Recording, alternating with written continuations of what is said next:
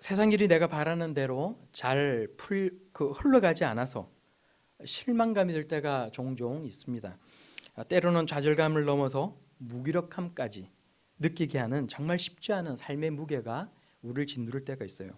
그런데 우리 각 사람과는 다른 종류, 다른 형태의 문제일 수도 있지만 오늘 성경 본문 속에서도 깊은 좌절과 무기력함을 경험했던 사람의 이야기가 나옵니다.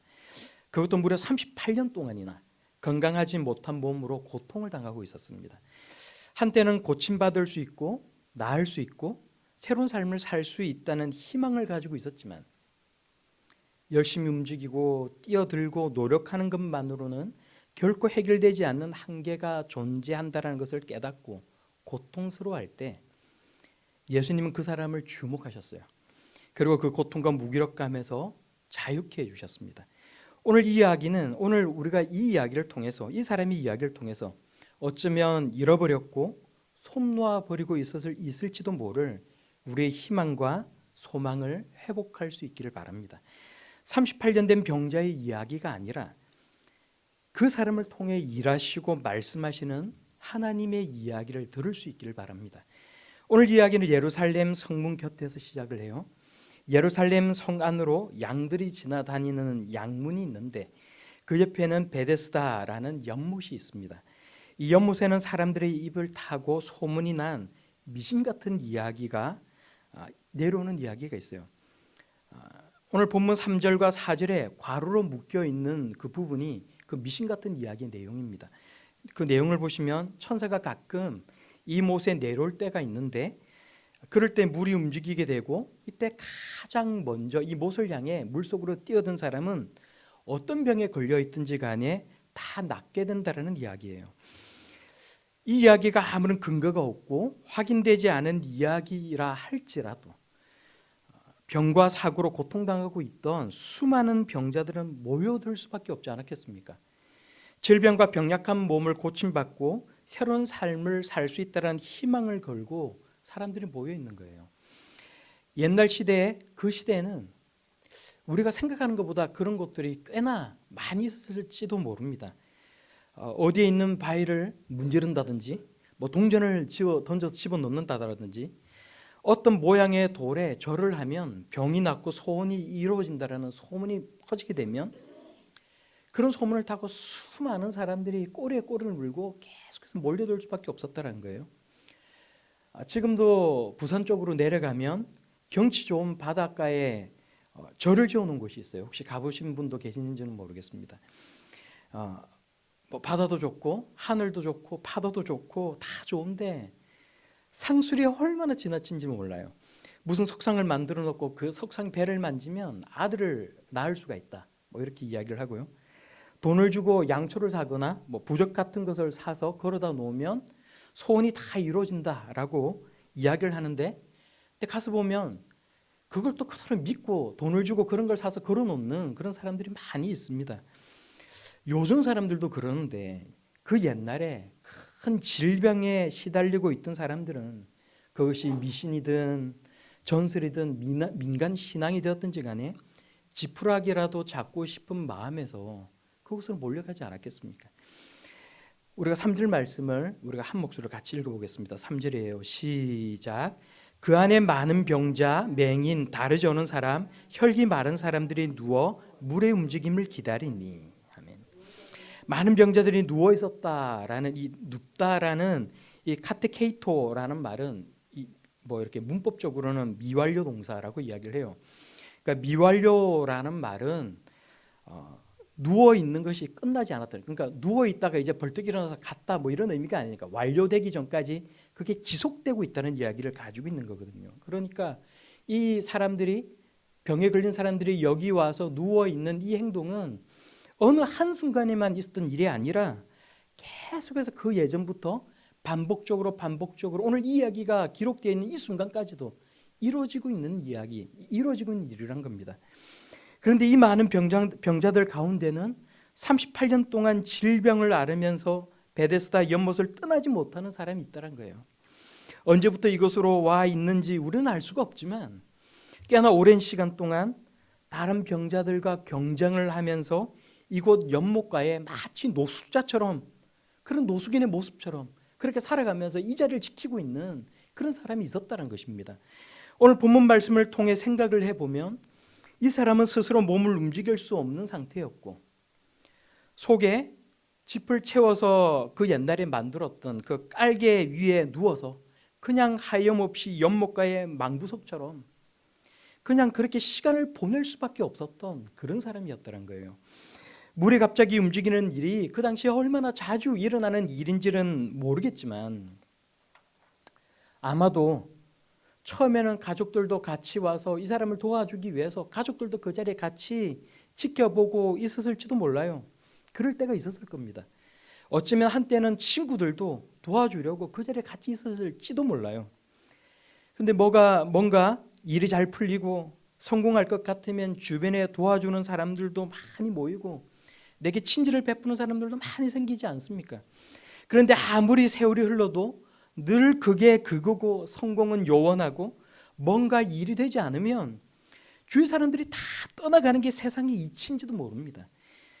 세상의 인심이 야박하다라고 흔히들 말하는 걸 보면 틀린 말은 아닌 것 같아요. 이 38년 된 병자는 아마도 집과 베데스다 연못가 사이를 한 번씩 옮겨주는 그런 가족들이, 그런 사람들이 있었는지는 모르겠지만 이 전설 같은 소망의 희망을 걸고 그곳에서 노숙인처럼 살아갔을 겁니다. 이 사람뿐이었겠습니까? 수많은 병자들, 병약한 사람들, 사고로 다쳐서 몸을 제대로 가누지 못하는 수많은 사람들이 모여들어서 가장 빠르게 물속으로 뛰어들 준비를 하면서 그곳에서 살다시피 했을 거란 거예요. 모든 희망을 다 거기다 걸었을 것입니다. 기도를 가지고 모여들었을 것입니다. 언제 내려올지 모를 천사를 기다리면서, 물이 갑자기 벌컥 움직일 때를 기다리면서 하염없이 기다리고 있었다는 겁니다. 야외용 침상이나 깔개 같은 것을 펴놓고는 그 위에서 세월을 보내고 있는 이 사람들의 모습 여러분 한번 상상을 해보십시오. 물이 갑자기 벌컥 움직일 때 가장 먼저 뛰어들기만 하면 인생이 달라지니까. 베데스다가 자비의 집이라는 뜻을 가지고 있는데 그 연못의 경쟁자들을 물리치고 가장 먼저 뛰어들어서 내가 그 자비를 쟁취해야 되니까 그 자리에 그냥 할 일 없이 사람들이 모여 있는 거예요. 그런데 38년 된 병자는 지금 어떻게 됐습니까? 몸을 움직이지 못하는 사람이 가장 먼저 베데스다 연못에 뛰어드는 것, 그것은 불가능에 가까운 일 아닙니까? 전설에 따르면 베데스다의 자비를 입을 수 있는 사람은 여러분 어떤 사람이겠어요? 상대적으로 덜 아픈 사람, 자기가 앓고 있는 그 질병이 뜀박질을 막 해서 다른 사람들을 물리치고 물속으로 뛰어드는 것과는 크게 관계가 없는 그런 질병을 앓고 있는 사람, 그런 사람이 그 자비를 더 얻을 수 있게 좋은 그런 가능성이 있는 그런 사람들 아니겠습니까? 38년 된 병자는 애초에 몸을 움직일 수가 없어서, 그리고 자기를 도와줄 사람이 없어서 베데스다하고는 거리가 먼 사람, 그런 사람이었을 겁니다. 시간이 흐르면 흐를수록 낙심하게 되고, 그래서 희망은 절망이 되고, 절망은 원망이 되고, 원망은 결국은 무기력감이 되고 말았을 거란 겁니다. 내게도 기회가 오겠지, 언젠가는 좋아지겠지. 지금도 수많은 사람들이 자기가 믿고 확신하는 세상에 그 베데스다에서 열심히 기회를 엿보고 살아가고 있지 않아요? 흙수저를 물고 태어나서 불운을 만나서 불가항력적인 그 운명 때문에 고통을 겪고 자신의 현실에서 벗어나기 위해서 세상의 베데스다로 모여들고 있다는 거예요. 그것이 무엇이 되었든지 간에, 그거의 주식이든 코인이든 부동산 투자든 아니면 성공을 간절히 바라면서 매달리고 있는 그 무엇이 되었든지 간에 보다 나은 삶을 살기 위해서 사람들은 그렇게 살아가고 있다는 겁니다. 그러나 세상의 베데스다에는 자비가 없어요. 냉혹한 경쟁과 성자 독식만 있을 뿐입니다. 절대 다수의 패배자는 절망하고 무기력해질 수밖에 없다는 거예요. 여러분 스스로가 한번 생각해 볼 수 있기를 바랍니다. 여러분의 베데스다는 무엇입니까? 세상의 전설 같은 이야기에 홀려서 내가 지금 붙들고 있는 것이 있다면 혹시 그것이 가장 자비 없는 베데스다, 여러분 마음을 상처투성이로 만드는 싸움판은 아닌지 여러분 한번 생각해 볼 수 있기를 바랍니다. 그래서 세상의 베데스다가 아닌 하나님의 은혜와 자비를 구하며 사는 그런 성도들이 다 될 수 있기를 바랍니다. 내가 낫기를 바라느냐? 예수님이 38년 된 병자를 보시고 그 사람에게 다가오셔서 물으셨어요. 우리가 7절과 6절에서 7절까지를 함께 읽어보도록 하겠습니다. 6, 7절입니다. 시작. 예수께서 그 누운 것을 보시고 병이 벌써 오래된 줄을 아시고 이르시되 내가 낫고자 하느냐? 병자가 대답하되 주여 물이 움직일 때에 나를 못에 넣어주는 이 없어 내가 가는 동안에 다른 사람이 먼저 내려가나이다. 아멘. 내가 낫고자 하느냐라고 물으신 것은 예수님께서 병을 고치실 능력이 있고 그 병을 고쳐주겠노라라고 하시는 말씀 아닙니까? 그런데 이 사람은 물이 움직일 때에 자기를 못에 넣어주는 사람이 없어서 다른 사람이 늘 먼저 물속으로 들어간다고 대답을 하는 거예요. 생각해보면 여러분 이거 맞는 말 아닙니까? 누군가 그 38년 된 병자를 도와주었다면 분명 나을 수 있는 확률이 훨씬 더 높았을지도 모릅니다. 그래서 이 병자는 오랫동안 물이 움직일 때 자기를 가장 먼저 연못에 넣어줄 사람을 보내달라고 하나님께 간절하게 기도했을지도 몰라요. 우리도 하고자 하는 일이 안 풀리고 거듭해서 실패를 하게 되면 왜 안 되는지를 생각하게 됩니다. 여러분 그렇지 않습니까? 그리고 대부분은 그 안 되는 이유가 분명 여러분들이 생각하는 그 안 되는 이유가 분명 옳고 정당할 것입니다. 문제는 그럼에도 불구하고 대부분의 경우 그 안 되는 이유를 극복하고 해결할 수가 없다는 것 아니에요. 우리 대다수의 사람들은 안 되는 이유를 분석하고 찾는 것은 정말로 잘하는데 그것을 되게 만들 수 있는 능력이 없다는 것입니다.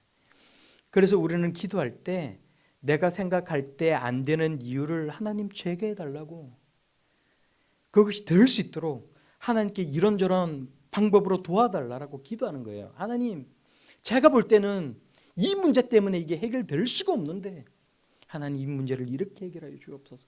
우리 그렇게 기도하지 않습니까? 물이 벌컥 움직일 때 나를 가장 먼저 연못에 넣어줄 사람을 보내달라고 그런 사람이 없어서 내가 지금 낫지 못하고 있다고 우리도 그렇게 말을 한다는 거예요. 38년 된 병자의 말은 세상을 향한 원망이고 병자 자신을 향한 원망이고 도움의 손길을 보내주시지 않는 하나님을 향한 원망일 수도 있어요.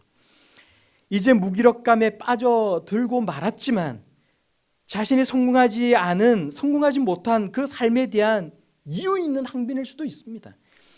우리에게도 이런 원망, 이런 항변이 있을 수가 있어요. 세상이 내가 마음먹은 대로 그렇게 돌아가지는 않지만 운도 없고 도와주는 사람도 없고 하나님마저 외면하고 계시는 듯한 그 일들 앞에서 우리도 지치고 낙심할 때가 많이 있다는 것입니다.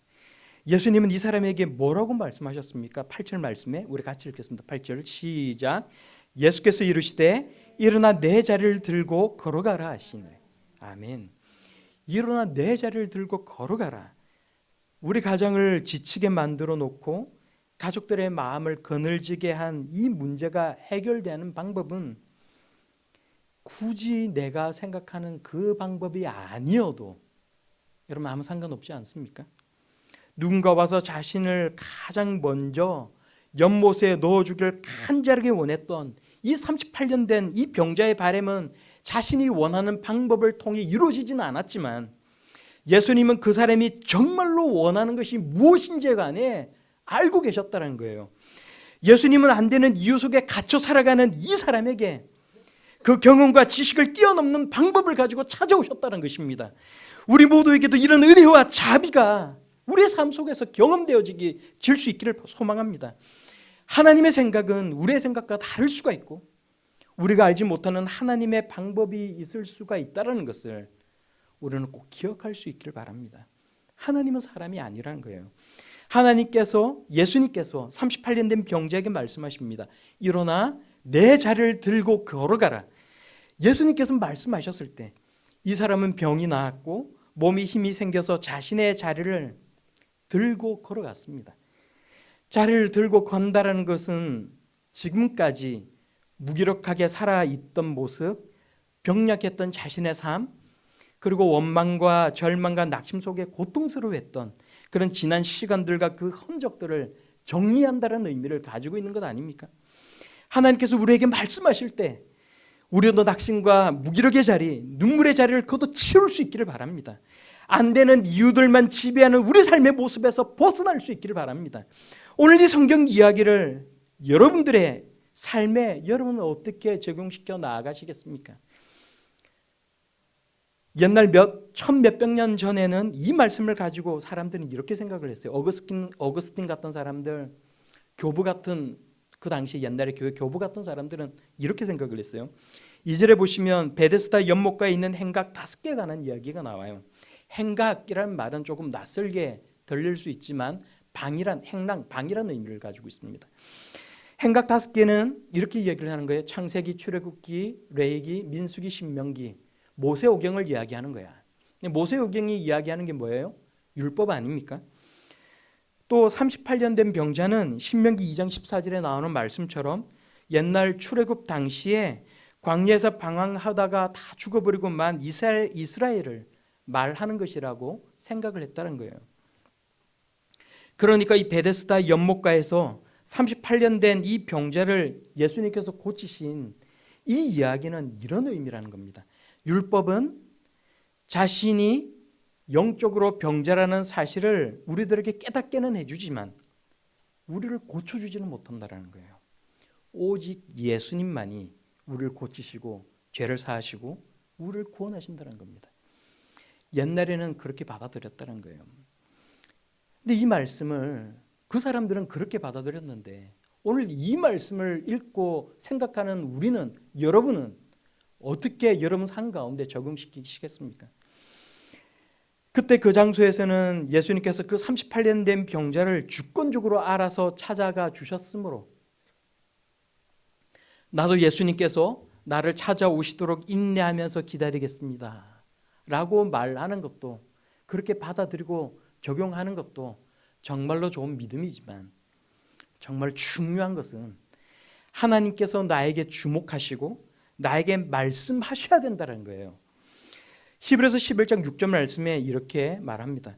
하나님께 나아가는 자는 반드시 그가 계신 것과 또한 그가 자기를 찾는 자들에게 상 주시는 이심을 믿어야 할지니라.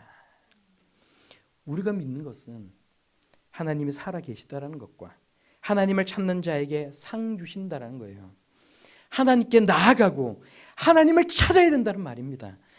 그러므로 어제나 오늘이나 동일하신 우리 주님께서 38년 된 병자를 주목해 보셨듯이 바로 나를 봐주시고 내 가족을 봐주시고 내 삶의 터전을 봐주시도록 기도할 수 있기를 바랍니다. 내가 낫기를 바라느냐 물어보시도록 간절한 마음으로 주님 앞에 설 수 있는 그런 저와 여러분들이 다 될 수 있기를 바랍니다. 이 전설 같은 세상 이야기를 쫓아서 여러분들의 삶의 자리를 펴지 마시고 하나님께서 나를 주목하고 말씀하실 수 있도록 행복의 이유를 바꾸어 나아갈 수 있는 성도들, 하나님 앞에 기도하며 나아가는 그런 저와 여러분들이 다 될 수 있기를 우리 예수님 이름으로 축원합니다.